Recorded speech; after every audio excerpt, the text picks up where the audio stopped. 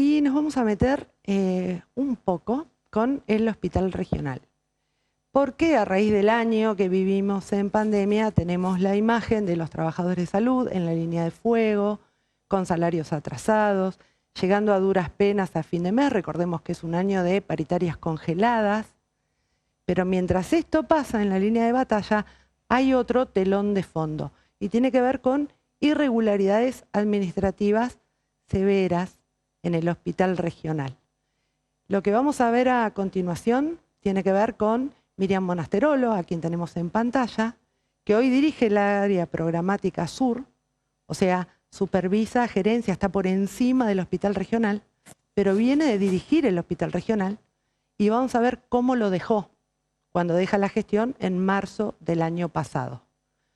Los fragmentos que vamos a ver a continuación tienen que ver con una presentación obrante en el Ministerio de Salud. Esto está en conocimiento del ministro Fabián Puratich, a quien primero se le dijo verbalmente, y después llegó al ministerio esta nota que vamos a ver y que da cuenta cabal de irregularidades nada menos que por 48 millones de pesos en el año que duró la gestión de Miriam Monasterolo como directora del Hospital Regional. Ahí, Martín, ¿nos podés ayudar? Está claramente marcado que el destinatario, quien recibió este material, es el ministro Fabián Puratich. Fecha 29 de mayo 2020, dirigida al ministro Fabián Puratich. Exactamente, sí. En mayo ya hacía algunos meses que había asumido la nueva dirección del Hospital Regional y subrayado hacia el final de la página en rojo. Se observan irregularidades administrativas en relación a una deuda con proveedores que se aproxima a la suma de, y ahí está la suma, 48 millones de pesos. ¿Por qué irregularidades? Porque lo que están denunciando acá es que hubieron contrataciones directas que involucran esta suma y que incluyen expedientes que están observados y actuaciones que nunca fueron iniciadas para la gestión de pago. Observados implican que no tenía el visto bueno para hacer el pago y que incluye, entre otras cuestiones, contrataciones para reparaciones, por ejemplo, fuera de la ciudad, que costaban mucho más que lo que hubiera costado hacer acá, para favorecer a determinadas empresas.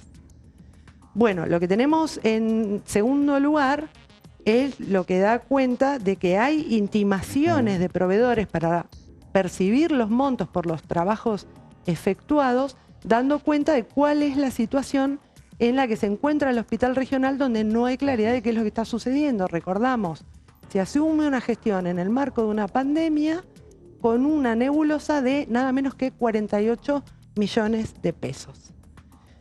La placa que sigue, lo que está denunciando al Ministerio de Salud es otro tipo de irregularidades que ya no tiene que ver con el manejo netamente monetario, sino también con el tema del personal. Habla de acuerdos verbales en beneficio de algunos trabajadores, adjudicación de horas guardia, que sabemos que aumentan los sueldos, y persecución a otros trabajadores que reclamaban sus derechos laborales. Todo esto está haciendo un planteo de cuál es la situación del hospital regional, de la que se despide Miriam Monasterolo, para pasar a estar un escalón más arriba que todo eso. Tenemos una placa más, bueno, esa no lo tenemos marcado porque es muy extenso, pero lo que da cuenta cabal es que se le pidió verbalmente y por escrito a Miriam Monasterolo, antes de que esto llegara como presentación al Ministerio de Salud, se le pidió puntualmente que informe pormenorizadamente cuál es el estado de deuda que deja en el hospital regional al 1 de marzo del año 2020, que es cuando se retira, cuál es el estado de cuenta, además de la deuda que hay a favor, el listado de las órdenes de pago aprobadas que deja al momento de retirarse y a partir del 1 de mayo de 2019, que es cuando empieza a ser la directora, se le pide que informe también por escrito cuál es la existencia de la deuda y la composición de esa deuda con proveedores, cómo está compuesta, qué es lo que tienen que afrontar y también que adjunte el detalle de remitos pendientes de facturar. No está señalado ahí porque sería muy engorroso leerlo en la pantalla, pero lo que te estamos mostrando es que esto está en el material que tiene el Ministerio de Salud. Y tenemos una placa más que por segunda vez ya no tiene que ver solo con las cuestiones económicas y con esta nebulosa de 48 millones de pesos, sino otra vez con cuestiones que tallan directamente en el personal.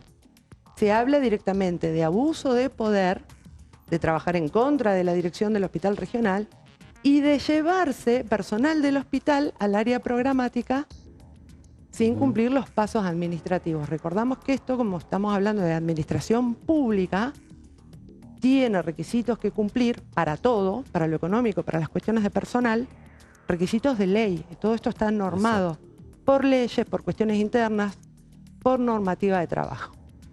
Bueno, esta presentación que tiene Puratich la vamos a dividir en dos. En primer lugar, de los aspectos económicos vamos a decir que a prácticamente un año de pedido por escrito a Miriam Monasterolo que explique cuál es esta situación, no hubo ninguna respuesta. No la dio ni verbal ni por escrito. Mientras tanto, el Ministerio de Salud tuvo que enviar partidas adicionales para poder tapar los baches que implicaban estos 48 millones de pesos de difícil comprobación y que el hospital pudiera seguir funcionando en plena pandemia, como ya sabemos, con recortes y presupuestos muy ajustados por los que tuvo que salir a asistir la municipalidad, los privados y la población en general. Eso por un lado, lo económico. Silencio administrativo y algunas partidas presupuestarias para tapar parcialmente los baches. Pero por otro lado, están las dos páginas que mostramos que exponían cuestiones que se dan con el personal del hospital regional. Hablábamos de persecución y acuerdos orales, o sea, acuerdos verbales para beneficiar a algunos y persecución a otros.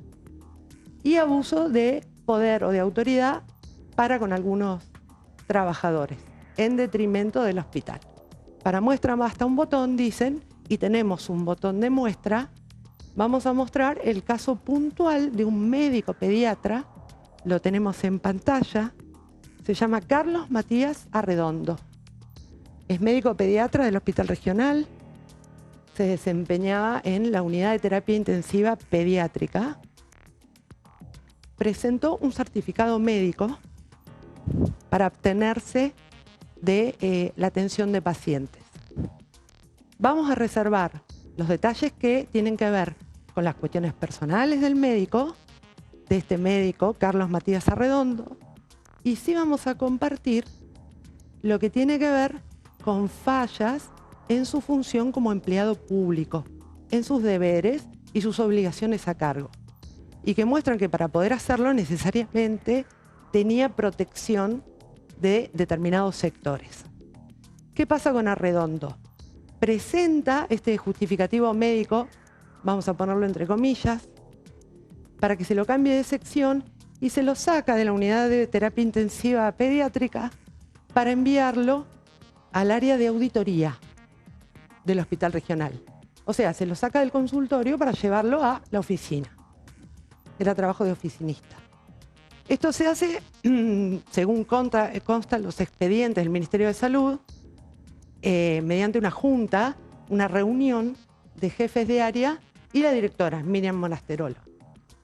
Y la orden era mantenerle el salario, garantizarle el mismo salario que cobraba en la unidad de terapia intensiva pediátrica. ¿Qué pasa cuando uno, dentro de cualquier trabajo, pero con más razón en el Estado, perdón, voy a tomar un poco de agua, Martín. Sí, toma aire. Mientras tanto, Silvina, vamos a decir que tenemos en pantalla la persona con la que estás hablando. Ahora te cuento por qué. Porque en algún momento ahora vamos a ver por qué. Pero no me quiero adelantar, sí. Ahora vamos a ver por qué. Sigue adelante. Bueno, entra a auditoría, llegamos ahí, ¿no? Sale de consultorio, va a oficina. Como es un cargo público lo que tiene, un sueldo público, es un funcionario público, tiene ciertos requisitos que cumplir para su licencia, como cualquiera en cualquier trabajo. Presentar el justificativo, junta médica de ser necesario, algo que acredite por qué no puede prestar el servicio para el que fue contratado, que era en la unidad de terapia intensiva. Bueno, nunca cumplió con estos pasos. Él, a partir de marzo del año 2020, es decir, cuando cambia la dirección del hospital, sale de consultorio, pasa a auditoría y nunca presentó un certificado de médico tratante, ni se hizo la junta médica que evalúe su caso, ni se comprobó que efectivamente no podía estar a cargo de atención de pacientes. A partir de esto, y a pesar de insistirse en el pedido de que complemente con la documentación. Como no lo hace, se le informa que va a dejar de percibir horas guardia. Recordemos que viene con el pedido de que se le garantice el mismo salario. Pero si no está prestando horas guardia, no se le pueden abonar, efectivamente. Esto claramente redunda en una baja en el salario. Y aparece un certificado médico diciendo que debían mantenerlo en ese lugar de trabajo, o sea, alejado de la guardia, de la terapia intensiva, y no podía realizar más de 12 horas de guardia, pero en paralelo se sospecha que estaba haciendo trabajo de atención a pacientes en el hospital de Radatili. Es motivo de investigación en el Ministerio de Salud de que se obtiene bajo certificado médico de decir no puedo atender pacientes en el regional, pero sí va a atender pacientes al hospital de Radatili. Esto es lo que están investigando. Como transcurre todo el año y no cumplimentó ninguno de los pasos que acreditaran que no podía atender pacientes, en el mes de noviembre, desde el área externa, se le cambia el programa de trabajo y se le pide que 3 días por semana vaya a dar atención pediátrica en consultorios del área externa y 2 días se mantenga en el lugar de auditoría. Esto fue en el mes de noviembre. Ahora vamos a ver una placa, que es parte del sistema del Ministerio de Salud, que demuestra claramente que el doctor Carlos Matías Arredondo no se hizo presente en el área programática, en el área externa del hospital para que se le asignen funciones. Esto está en el sistema del Ministerio de Salud, ¿sí? Es información prácticamente pública. Es pública, claro. Claro. Es dentro del sistema hospitalario, pero uno que maneje un poco los sistemas puede acceder. Bueno, esto dijimos mes de noviembre. Está la constancia que no se presentó a trabajar. No cumplió con la tarea asignada. Bueno, vamos a ver la placa que sigue. ¿Cuánto cobró? Ahí tenemos en pantalla el sueldo del médico. ¿Lo alcanzás a ver, Martín? Yo no lo alcanzo a ver. No sé si es porque la pantalla se me achica Son 600, o porque el número me sorprende. Son 634.268 pesos. Más de 600.000 pesos de sueldo. Ahí abajo dice, corresponde a noviembre del año 2020. O sea, el mes... cuando no se había presentado. Exacto. Y venimos de esta conducta a lo largo de todo el año. En plena pandemia, con trabajadores de salud en la calle porque cobran 40.000 pesos y están en la línea de fuego. Sin paritarias, con sueldos congelados, teniendo que hacer un acuerdo a la municipalidad para que puedan garantizarle por lo menos el colectivo cuando esto empezó. Tenemos un médico que no trabaja y que, protegido por una reunión con la antigua directora y los jefes de área, se exige que se le garantice el salario, y se le garantiza un salario equivalente al de un juez federal de la Nación. Más de $500.000 de pesos. El doctor, lo repito, Carlos Matías Arredondo, médico pediatra del Hospital Regional. Ahora, usted dice, ¿cómo conseguimos la imagen? ¿Por qué tenemos una nota con Arredondo? Claro. Tenemos una nota porque por el mes de julio, cuando empezaba julio, plena campaña solidaria, todos a favor del Hospital Regional. Habían pasado unos meses de que nosotros habíamos hecho un programa especial para juntar $1.000.000 de pesos, un poquito más de lo que este señor cobra por mes para el hospital. Bueno, este médico se presentó diciendo que estaba organizando una campaña, una olla popular, conmovido por la necesidad que atravesaban los comodorenses. Quería organizar una olla popular para acompañarlos, para que a nadie les falte el plato de comida. Ahora, nosotros tenemos dos caminos. O creemos que honestamente y de buena fe quería organizar esta olla popular a principios del mes de julio, o esto se da porque, como ya le venían exigiendo en el hospital que presente los papeles, si quería seguir con boleta médica, el médico habría amenazado a los directivos del hospital con salir a escracharlos en radio y televisión, y conseguir notas y salir en los medios. Garantizaba que tenía cierta llegada con periodistas o que ya había hecho el vínculo. Nos queda la duda ahora, si era buena intención o si fue una artimaña para protegerse. Bien, recordamos, vos mencionabas el mes de julio, creo que hubo otra oportunidad también, creo que en 2 oportunidades se le hizo nota, no sé, Adrián, si vos tenés mejor memoria, y era la misma dinámica, o sea, ollas populares para cocinar algo y llevarle a los que menos tienen. Claro, esa era la lo información. que decía Silvina. Claro. En ese momento, Matías Arredondo se acercaba, tengo entendido, al barrio San Martín a repartir ollas populares, diferentes viandas. Hacía referencia a que él había en su momento estado también viviendo en la calle, recuerdo haberlo entrevistado en algún momento, y que, bueno, ahora siendo doctor quería devolver. Exacto, me acuerdo que ese era de alguna forma el argumento, ¿no? Así es. Para salir y hacer una acción solidaria. Y que creo que lo hacía con los amigos, decía. Muy bien. Por eso salen esas notas en las que lo entrevistábamos en ese momento. Claro. Bueno, de vivir en la calle a cobrar 634.000 pesos. Reservamos, volvemos a repetir, tenemos que reservar por una cuestión clara las cuestiones personales de su expediente. Podemos hablar públicamente solo de lo que es administrativo y público, lo que obra en los expedientes del Ministerio de Salud a los que se puede acceder y que tiene que ver con esto, con una serie de inconductas que ha tenido el médico que derivan en este beneficioso cambio de área a dejar el consultorio para ir a oficina por nada más y nada menos que 624.000 pesos por mes.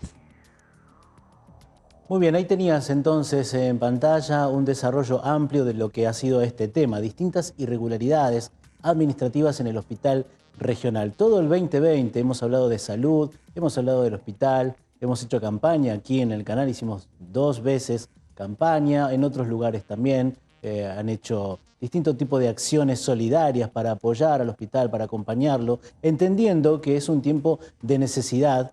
Sumado a la cuestión crítica de la pandemia, se suma también la cuestión crítica financiera desde provincia. Todo eso hacía un combo que realmente conmueve y llevó a muchos comorenses a hacer acciones solidarias.